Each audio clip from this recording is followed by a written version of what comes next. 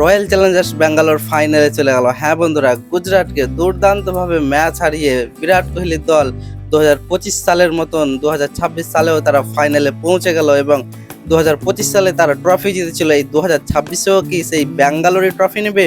বিস্তারিত থাকতে ভিডিওতে। তো তোমরা এই ভিডিওতে যদি নতুন হও তাহলে একটা চ্যানেলটাকে সাবস্ক্রাইব করে দাও। হ্যাঁ বন্ধুরা, নতুন চ্যানেল খুলেছে, একটা সাবস্ক্রাইব অবশ্যই করে দাও।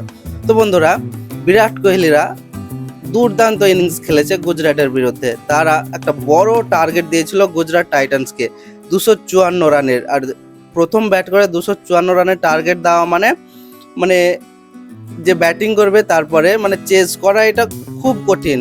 এই আইপিএল এর মরশুমে আমরা দেখেছি 260-64 রানও চেস হয়েছে, 220-30 রানগুলোতে অ্যাভেলেবেল চেস হয়েছে, কিন্তু এই বড় ম্যাচে, প্লে অফের ম্যাচে 254 রান, এটা কিন্তু কোনো ছোট বিষয় নয়। হ্যাঁ বন্ধুরা, তোমরা দেখেছো বিরাট কোহলি যদিও ভালো খেলতে পারেনি, তাও একটা মোটামুটি ভালো খেলেছে বিরাট কোহলি।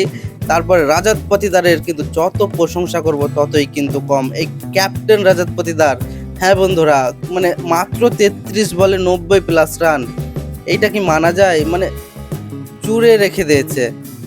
কি বলবো, এইরকম ইনিংস এইরকম বড় ম্যাচে একজন বড় প্লেয়ারই খেলতে পারে, সেটা রাজাত পাতিদার প্রমাণ করে দিল।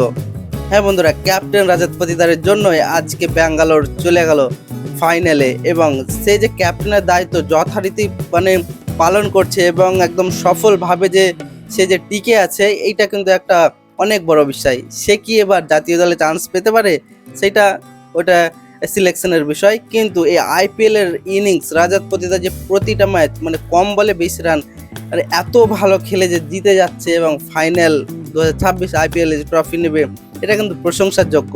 আর অন্যদিকে যদি দেখি গুজরাটের কিন্তু প্রথম দিক থেকে ব্যাটিংয়ে ধস। তারা বড় রান দেখে ব্যাটিং একদম ছন্ন ছাড়া।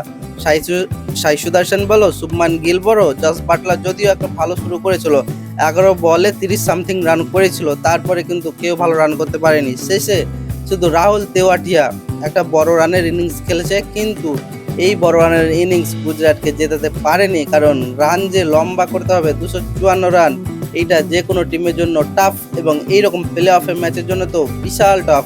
তো বন্ধুরা, ভিডিওটা থাকছে এই পর্যন্ত এবং দেখা হচ্ছে পরের ভিডিওতে। আজকে আরও একটা ম্যাচ আছে, তোমরা দেখবে কি রাজস্থান রয়্যালস এবং Hyderabad second play of match. তো তোমরা ওই ভিডিওটাও দেখবে। দেখা হচ্ছে পরের ভিডিওতে।